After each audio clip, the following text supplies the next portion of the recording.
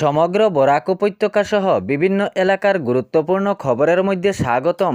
আজ হলো 10 মার্চ 25 ফাল্গুন মঙ্গলবার। আজকের প্রথম খবরটি হলো বদলে গেল এলপিজি গৃহস্থায়ী গ্যাস সিলিন্ডারের নিয়ম। এখন থেকে এলপিজি গৃহস্থায়ী গ্যাস সিলিন্ডার বুকিংয়ে নতুন নিয়ম আনা হয়েছে। এখন নতুন নিয়মে একটি এলপিজি গৃহস্থায়ী গ্যাস সিলিন্ডার পাওয়ার পর পরবর্তী সিলিন্ডার পেতে হলে 21 দিন অপেক্ষা করতে হবে। এই নতুন নিয়মের আগে ব্যবধান ছিল 15 দিনের, কিন্তু এখন থেকে 21 দিন হলো।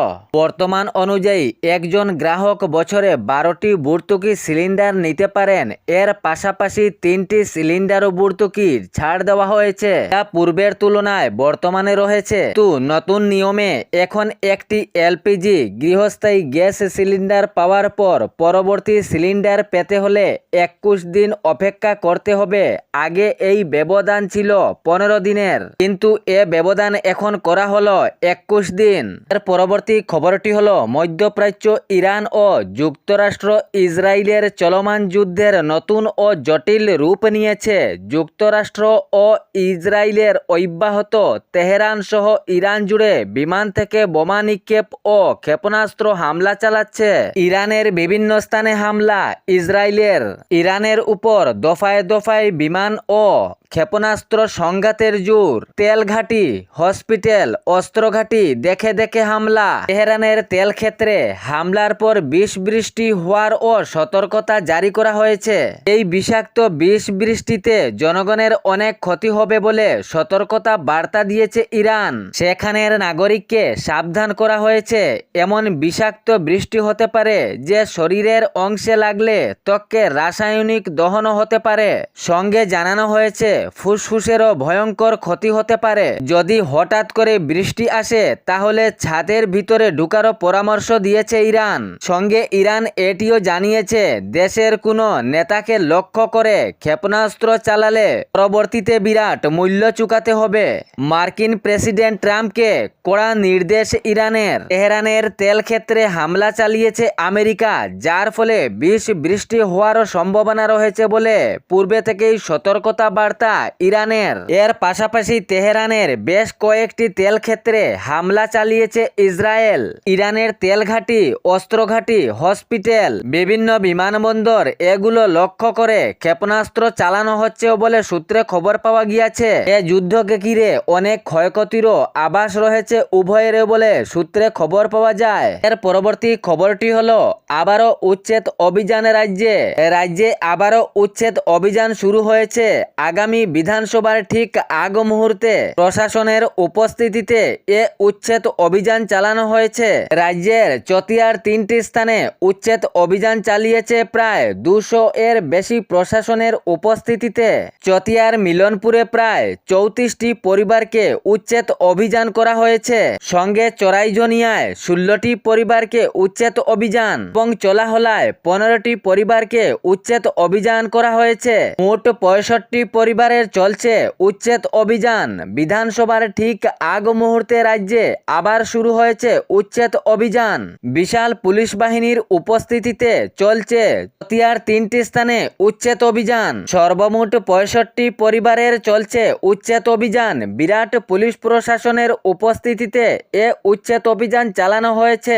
সরকারি জমি দখলমুক্ত করতে প্রশাসনের এ বুলডোজার চালানো হয়েছে। সর্বমোট 65 পরিবারকে উচ্ছেদ অভিযান করা হয়েছে। তবে এ বিষয়ে আরো জারি চলছে। উচ্ছেদ অভিযান থামছে না রাজ্যে। এর পরবর্তী খবরটি হলো কাছাড় জেলার সুনাইয়ের কংগ্রেসের বড় ধাক্কা।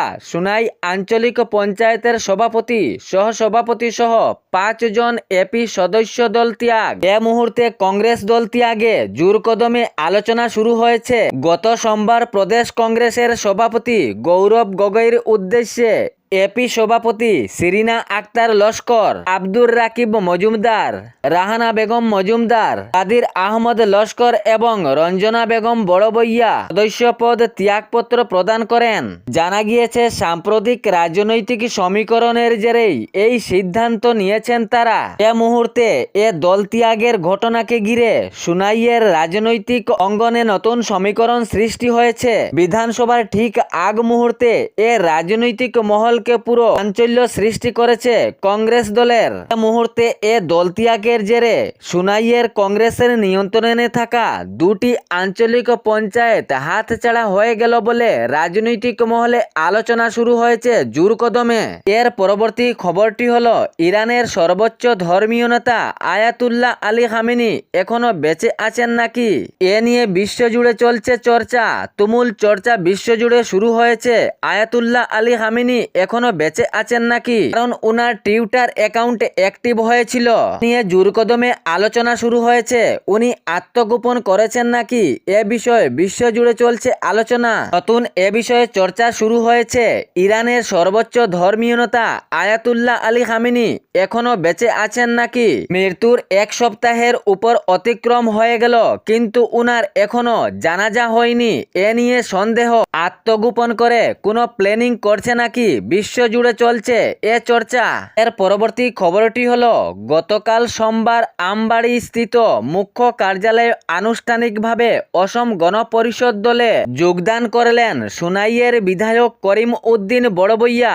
দলের সভাপতি অতুল বরার উপস্থিতিতে এই যোগদান সভা আনুষ্ঠানিকভাবে অনুষ্ঠিত হয়। এই আনুষ্ঠানিক অনুষ্ঠানে দলের কার্যকরী সভাপতি কেশব মহন্ত ও উপস্থিত ছিলেন। করিম উদ্দিন বড়বইয়া অসম গণ পরিষদ দলে যোগদানের পর আরও শক্তিশালী করার জন্য আহ্বান করেছেন। তিনি জানিয়েছেন দলকে আরও মজবুত করার জন্য আরও জোর কদমে কাজ চালিয়ে যাবেন। গত সোমবার আনুষ্ঠানিকভাবে করিম উদ্দিন বড়বইয়া অসম গণ পরিষদ দলে যোগদান করলেন। এ ছিল বরাক উপত্যকা সহ বিভিন্ন এলাকার গুরুত্বপূর্ণ খবর। এরকম নিত্য নতুন খবর পাওয়ার জন্য চ্যানেলটি সাবস্ক্রাইব করে রাখবেন এবং ভিডিওটি লাইক করে শেয়ার করতে ভুলবেন না, যাতে সঠিক সংবাদগুলো অন্যজনের কাছে পৌঁছায়। ধন্যবাদ।